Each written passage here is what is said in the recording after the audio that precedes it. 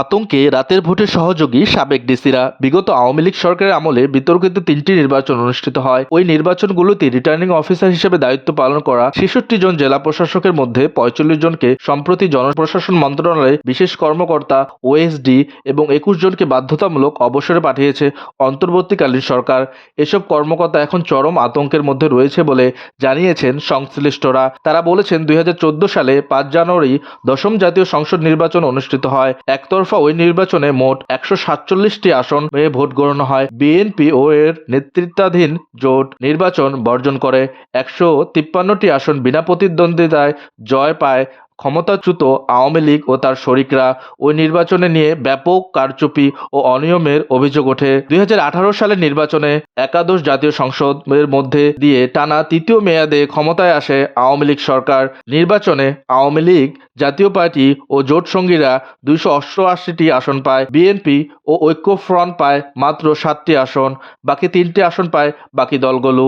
এ নির্বাচনেও ক্ষমতার অপব্যবহার, জালিয়াতি ও আর্থিক লেনদেনের মাধ্যমে দিনের ভোট রাতে করার অভিযোগ আনা হয়। ৩টি নির্বাচনে আওয়ামী লীগ সরকার ক্ষমতায় বসাতে সহযোগিতা করার অভিযোগ আনা হয় ওএসডি ও বাধ্যতামূলক অবসরে পাঠানো ৬৬ জন সাবেক রিটার্নিং অফিসারকে। সূত্র বলেছে, নির্বাচনে অনিয়মের অভিযোগ ছাড়াও তাদের কারো কারো বিরুদ্ধে ব্যাপক আর্থিক অনিয়মের অভিযোগ রয়েছে। সরকারের পক্ষ থেকে তাদের বিরুদ্ধে বিভিন্ন শাস্তিমূলক ব্যবস্থা নেওয়া হচ্ছে। সব মিলিয়ে সাবেক এসব ডিসি বর্তমানে চরম আতঙ্কের মধ্যে রয়েছেন। এসব নির্বাচনে ফ্যাসিস্ট আওয়ামী লীগ সরকারকে ক্ষমতায় বসাতে সহযোগিতা করার অভিযোগে আনা হয় ওএসডি ও বাধ্যতামূলক অবসরে পাঠানো ৬৬ জন সাবেক রিটার্নিং অফিসারের বিরুদ্ধে। সূত্র বলেছে, নির্বাচনে অনিয়মের অভিযোগে সহযোগিতা ছাড়াও তাদের কারো কারো বিরুদ্ধে ব্যাপক আর্থিক অনিয়মের অভিযোগ রয়েছে। সরকারের পক্ষ থেকে তাদের বিরুদ্ধে বিভিন্ন শাস্তিমূলক ব্যবস্থা নেওয়া হয়েছে। সব মিলিয়ে সাবেক এসব ডিসি বর্তমানে চরম আতঙ্কের মধ্যে রয়েছে। সংশ্লিষ্টরা বলেছেন,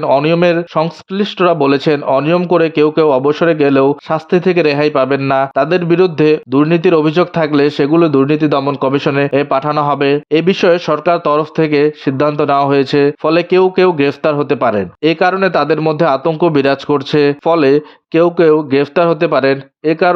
মধ্যে আতঙ্ক বিরাজ করছে।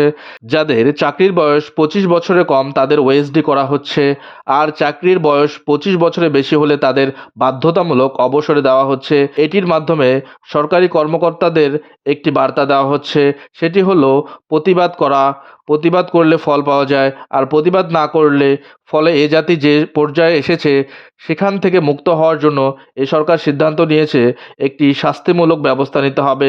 সেই ব্যবস্থা শুরু হয়ে গেছে।